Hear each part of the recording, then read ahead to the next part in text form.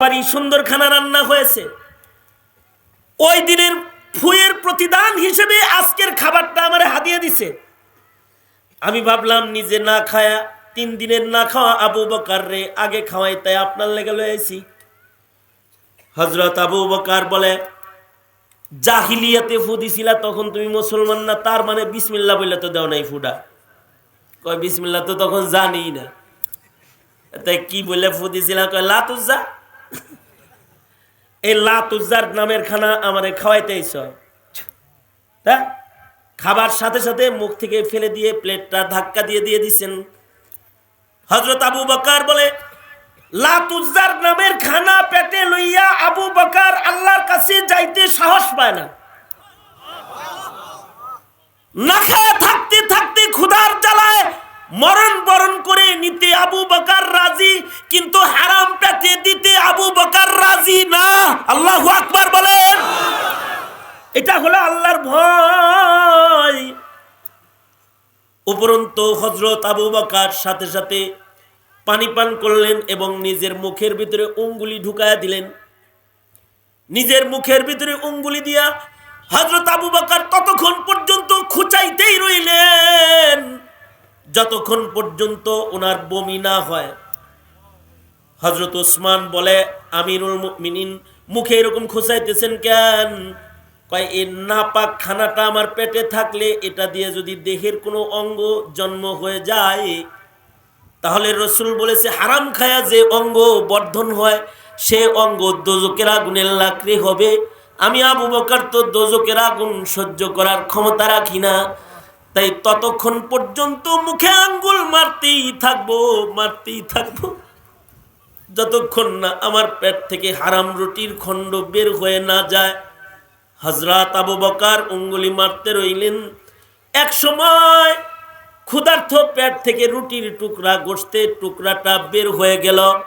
আবু বকর বললেন, আলহামদুলিল্লাহ, এখন আর ভয় নাই, হারাম খানা আবু বকরের পেটে নাই।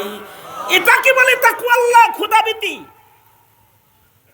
আর আমার দেশে হলো ঘুষের টাকাকে হাদিয়া মনে করে খায়, সুদের টাকাকে ব্যবসার লাভ মনে করে খায়, পূজার প্রসাদকে বরকত মনে করে খায়, আর জুলুম করে খাওয়াটা স্বাভাবিক আচরণ হিসেবে গ্রহণ করে ফেলেছে।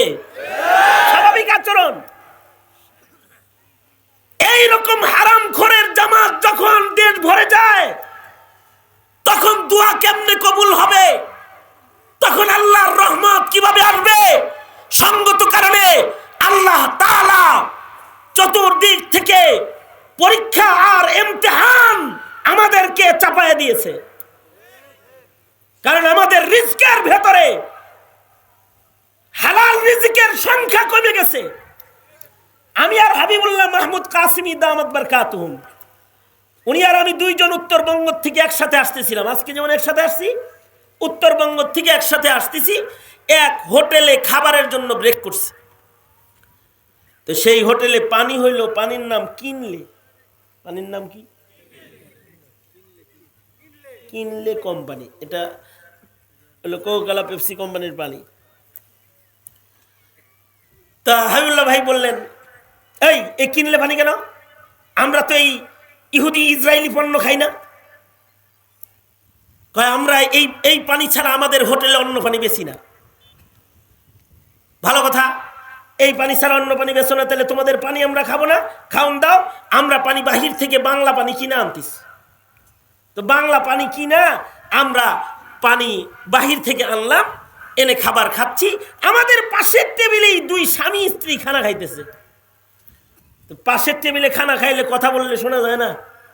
জামাই রে, বউয়ে কয়, তুমিও মুসলমান, এই হুজুররাও মুসলমান, তুমি পানিটা পাইলা, ঘাট ঘাট করে খাইলা। আর দেখছ এরা বাহির থেকে কিনে না খাইছে, তো এটা খায় নাই। বোঝা যায় একই বিছানায় ঘুমায়, একই রুমে রয়, একই পাতিলের রান্না খায়, এরপরেও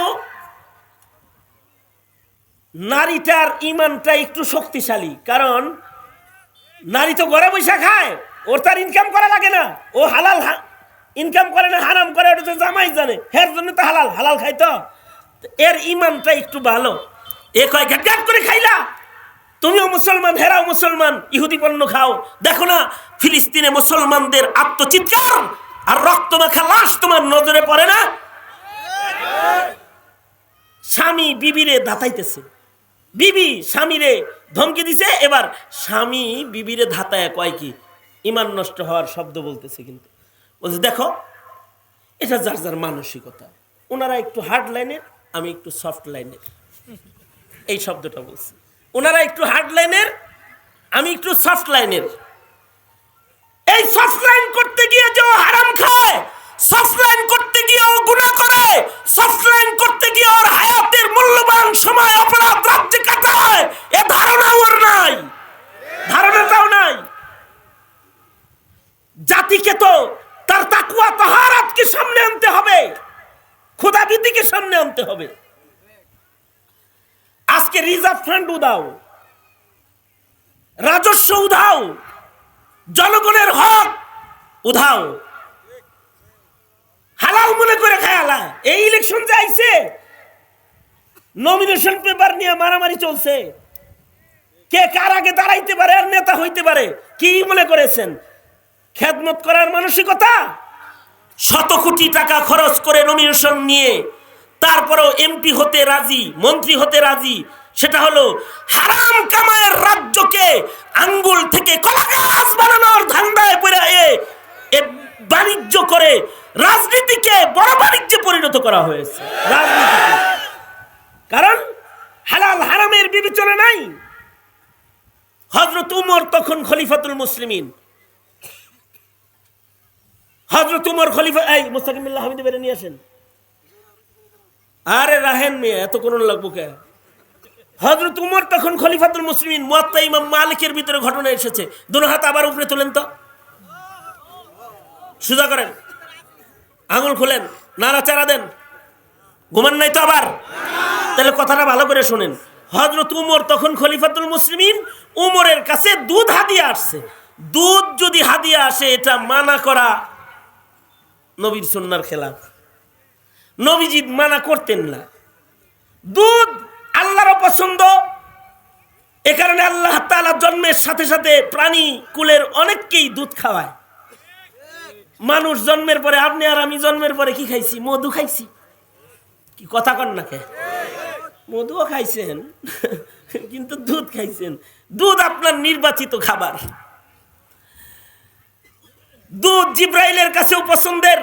মেরাজের রাত্রিতে আল্লাহর রাসূল দুধকে গ্রহণ করেছেন। জিব্রাইল দুধ নেওয়ার জন্য মশওয়ারা দিয়েছেন আল্লাহর রাসূলকে মসজিদুল আকসায়। দুধ আল্লাহর রাসূল পছন্দ করতেন। হযরত উমরের কাছে দুধ হাদিয়া আসছে, হযরত উমর তো দুধ খাওয়া ফেলাইছেন। মুয়াত্তা ইমাম মালিকে আছে। দুধ খাওয়ার পরে হযরত উমর চিন্তা করতেছেন, কি দুধ খাইলাম? জিগাইল, এই যেই দুধটা খাওয়াইলা, পান করলাম, এইটা বুঝি তোমার ঘরের পালা গরু ছাগলের দুধ? এই লোক বলে, আমিরুল মুমিনিন, গরিব মানুষ, গরু ছাগল পামু কোথায়? এগুলো হইল সদকার দুধ। আমার জন্য সাদকা, ওয়ালাকা হাদিয়া, আপনার জন্য হাদিয়া, সমস্যা নাই, আপনি খায়ালেন, মাসালা ঠিক আছে। তো সদকাটা পাইছো কোন জায়গার থেকে? তো এই লোক বলে, আমিরুল মুমিনিন, বাইতুল মালের যে দুধগুলো গরিবদের মাঝে বিতরণ করা হয়, আজকে বাটে আমার সিরিয়াল, আপনার বাইতুল মালের দুধটাই আমি হাদিয়া পাইছি। হযরত ওমর বলে, একটু আগেও তো হালাল ছিল, কিন্তু এখন তো বেঁচে পড়ে গেলাম। কি বেঁচে বললেন আমিরুল মুমিনিন? এই বাইতুল মাল হলো আমার মাতাহাত, আমি আমিরুল মুমিনিন, বাইতুল মালের পাহারাদার হইলাম আমি। আর এই বাইতুল মালের দুধ তোমার বাড়ি হয়ে ঘুরে আমার পেটে ঢুকছে। এখন যদি আমি মারা যাই, আর আল্লাহ যদি বলে, উমর বাইতুল মালের দুধ তোমার পেটে কেন, আমি কি উত্তর দিব? এত কথা বিবরণ দেওয়ার আগেই যদি বাড়ি শুরু হয়ে যায়, উমরের তো আল্লাহর আদালতে দাঁড়ায়া এমন হিসাব নিকাশ দেওয়ার মতো, কৈফিয়ত দেওয়ার মতো শক্তি উমরের নাই। আল্লাহু আকবার জোরে করে বলেন। হযরত উমরের মতো মানুষ কৈফিয়ত দেওয়ার শক্তি রাখে না, তাই ছোট্ট গুনাহ করে না, নিজের পেটের ভেতরে উঙ্গুলি দিয়া তারপরে উনি বমি করে দুধকে ফেলে দিলেন। আর আমাদের জিন্দেগি কোথায়? আমরা কেমন? কিভাবে আমাদের আয় রুজি, কিভাবে আমাদের চলাফেরা, কিভাবে আমাদের সন্তানদের চলাফেরা, কেমন আমাদের ইমানি জীবন, কেমন আমাদের দুনিয়ার হায়াত, কখনো কি চিন্তা করি? সুতরাং মুসলিম হিসাবে মৃত্যু যেহেতু বরণ করতে হবে, তাকওয়া আল্লাহকে জাগা দিন। এই তাকওয়াটা উলামারা আপনাদেরকে শিখায়। এই যে তাকওয়াটা শিক্ষা দিলাম আপনাদেরকে, এটা আলেমদের কাজ। এই তাকওয়া কারোর ভেতরে আসলে সে গুনাহ করতে পারে না। এই কারণেই আপনাদেরকে আলেমদের কাছে যাইতে দেওয়া হয় না। এই কারণেই যাইতে দেওয়া হয় না যে আপনারা যদি মুত্তাকি হয়ে যান তাইলে পশ্চিমা ইহুদ নাসারাদের বাজার মার্কেট বানানো এই দেশকে সম্ভব হবে না। এ কারণে যারা মানুষকে সুদ খাওয়া শিখায়, ঘুষ খাওয়া শিখায়, শিরিক করা শিখায়, ঈমান নষ্ট করা শিখায়, তারা মুক্ত ঘুরে বেড়ায়। আর যারা জাতিকে তাকওয়া আল্লাহ শিখায়, আজও তারা জেলখানায় তালাবদ্ধ অবস্থায় পচে গলে মরে। আজও তারা জেলখানায়। এই দেশের আলেমদের মূল্যায়ন করুন। নবী আর আসবে না, তবে একটা দল আছে যারা তাকওয়ার তালিম প্রদান করবে, জাতিকে তাকওয়া আল্লাহ শিক্ষা দিবে। তারা হলো মিল্লাতের উলামায়ে কেরাম। খৌফ ও খাশিয়াত শিখাবে জাতিকে। এই খৌফ ও খাশিয়াতের তালিমের মানুষ জন্ম দেওয়ার জন্য মাদ্রাসা দরকার আছে না নাই? জোরে আওয়াজ করে বলেন, দরকার আছে না নাই? তাহলে মাদ্রাসার পক্ষে আছেন তো ইনশাআল্লাহ?